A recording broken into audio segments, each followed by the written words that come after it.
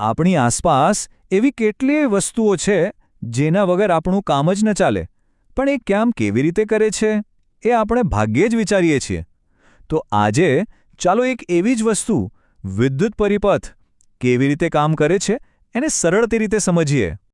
વિચારો, એક નાનકડી સ્વિચ દબાવી અને ઝટ દઈને અજવાળું. આ કોઈ જાદુ નથી હો. આની પાછળ છે વિજ્ઞાનનો એકદમ સરળ પણ જોરદાર સિદ્ધાંત.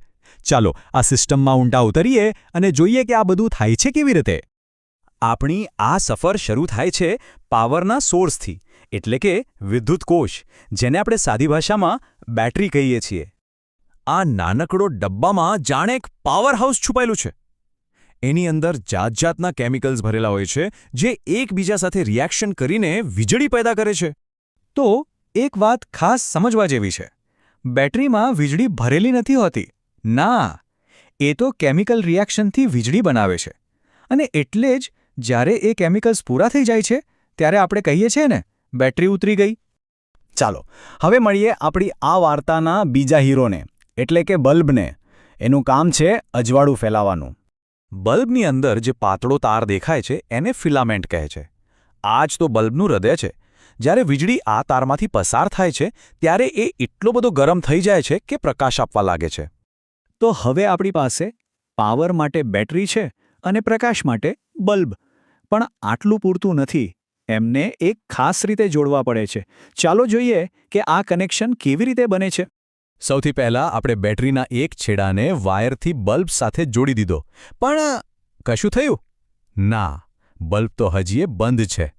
પણ જેવો જ બીજો વાયર લઈને બલ્બના બીજા છેડાથી બેટરી સુધીનો રસ્તો પૂરો કરીએ છીએ અને થઈ ગયો પ્રકાશ. આ છે એ મેજિક મોમેન્ટ. આ જે આખો ગોળ રસ્તો બન્યો ને, જ્યાં ક્યાંય બ્રેક નથી, એને જ કહેવાય વિદ્યુત પરિપથ. વીજળીને વહેવા માટે આવો અતૂટ રસ્તો જ જોઈએ. અહીંયા એકદમ સ્પષ્ટ રીતે જોઈ શકાય છે. ડાબી બાજુ રસ્તો પૂરો છે, એટલે કરંટ વહે છે અને બલ્બ ચાલુ છે. પણ જમણી બાજુ વાયર તૂટેલો છે, એટલે કે રસ્તો અધૂરો છે. અને બસ, કરંટ અટકી ગયો, બલ્બ બંધ. તો શું હવે બલ્બ ચાલુ બંધ કરવા માટે વારંવાર વાયર જોડવા કાઢવા પડશે? ના, બિલકુલ નહીં. એના માટે જ તો છે એક જોરદાર શોધ, સ્વિચ. સ્વિચનું કામ બહુ સિમ્પલ છે. એ આ રસ્તાને સલામત રીતે જોડવાનું કે તોડવાનું કામ કરે છે. ઓન કરો એટલે રસ્તો જોડાઈ ગયો, અને ઓફ કરો એટલે રસ્તામાં એક ગેપ બની ગયો. બસ આટલું જ. પણ ક્યારેક એવું બને કે પરિપથ પણ બરાબર હોય, સ્વિચ પણ ઓન હોય, તો પણ બલ્બ ચાલુ ન થાય. ત્યારે શું?